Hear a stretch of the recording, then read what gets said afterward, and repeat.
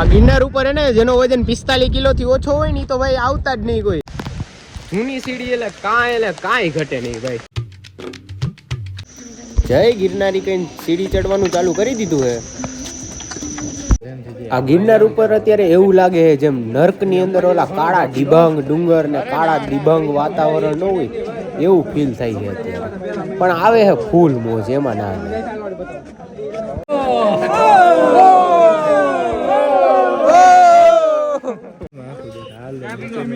ભગવાન કી જય.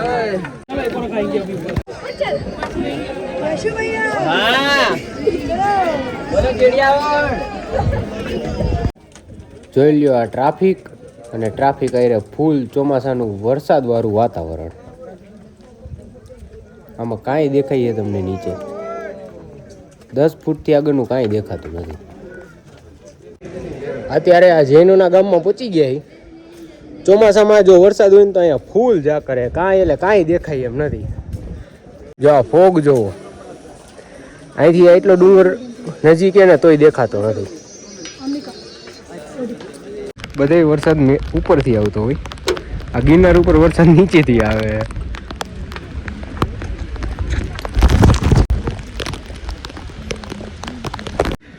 હા ભાઈ ચોમાસામાં હે ને તમારી ઈચ્છા આવું હોય તો બાકી કાંઈ દેખાય નહીં. 10 ફૂટથી આગળ કાંઈ દેખાતું નથી. નકરું ધુમ્મસ છે.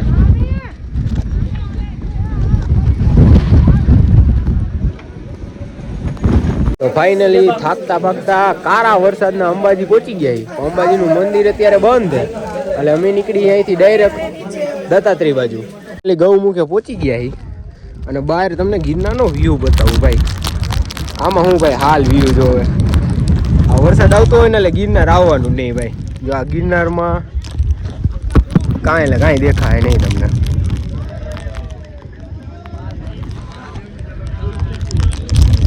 રેનકોટ વગર તો ભાઈ આવતા જ નહીં. ટાઈટ એવી ચડે બે ભાવ. વિષ્ણુ મહેશ્વરા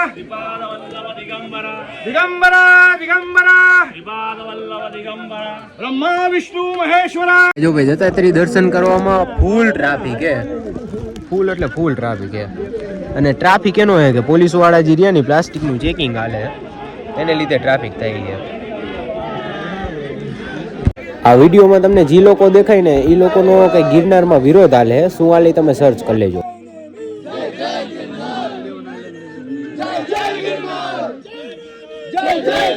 આ ગિરનાર ઉપર હે ને જેનો વજન 45 કિલો થી ઓછો હોય ને તો ભાઈ આવતા જ નહીં કોઈ. ઉડી જ જાઓ તમે. જો આ એનું વાત અહીંયા ભાઈ જો હામો વરસાદ આવે હો. વરસાદ નીચેથી આવે. વરસાદ ઉપરથી આવે ને પેલા અહીંયા નીચેથી વરસાદ આવે. પવન હે ભાઈ બે ભાવ.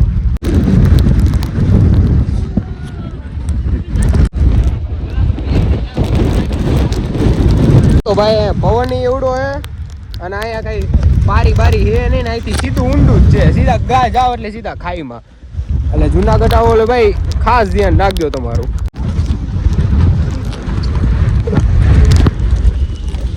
હજી રિટર્નમાં ફૂલ ભૂખ લાગી હતી ભાઈ. એક ચણાચોર મગાવી છે અને એક મગાવી છે અમેરિકન મકાઈ.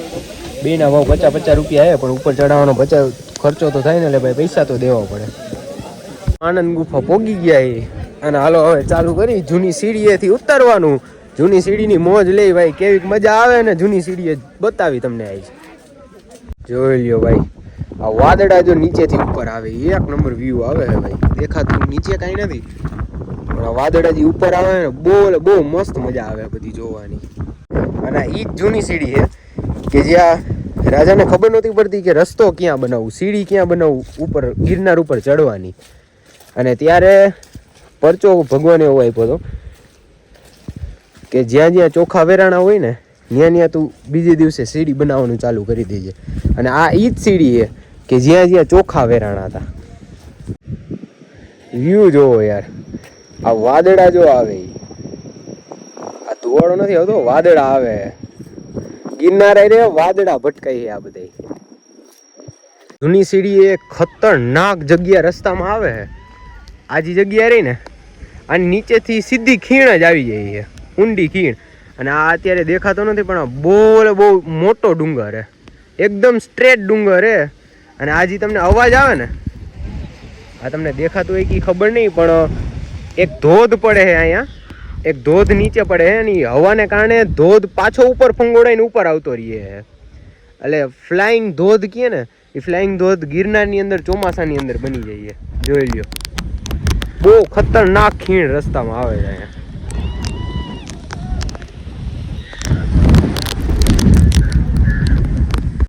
હા હા ભાઈ જૂની સીડીઓ એટલે જૂની સીડીઓ ભાઈ નવી સીડીઓને ભૂલી જઈશો એકવાર જૂની સીડીએ આવો આ પાણીનો અવાજ તમને સંભળાય નહીં નીચે ધોધ પડે છે એક નંબર બધાય જૂની સીડી એટલે કાંઈ ઘટે નહીં ભાઈ નવી સીડી જૂની સીડીથી ચડાય નહીં બહુ લાંબો પથ થઈ જાય પગથિયા વધી જાય પણ જૂની સીડીએથી ઉતરો ને એટલે સ્વર્ગ જ થાય એમાં ચોમાસામાં કાંઈ ન ઘટે ચાલુ વરસાદ હોય ને એટલે જોઈ લ્યો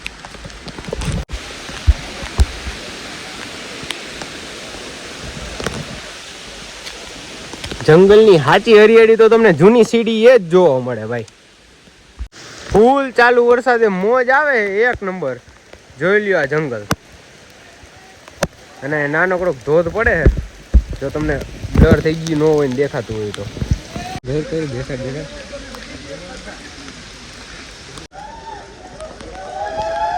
ના એ તો ભાઈ જોઈ લ્યો ભાઈ જૂની સીડીએ રસ્તામાં નાનકડો ધોધ જોવા મળે હે ભાઈ હાલો ગિરનારી મોજો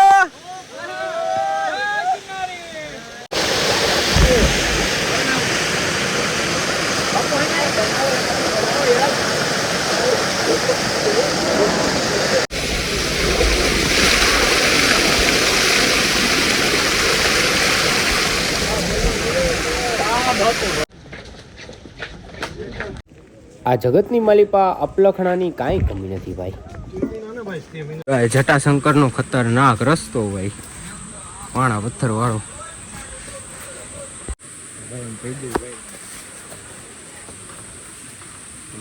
અભયારણ્ય નદી નાળામાં મગર હોવાથી નાહવાની સખ્ત મનાઈ છે ધોમ માણા નાતું હોય છે મગર થી કોઈ બીતું નથી ભાઈ જોઈ લ્યો માણસો મગર અરે બથો બથ આવે એવા માણા નહીં છે ભાઈ આટલા બધા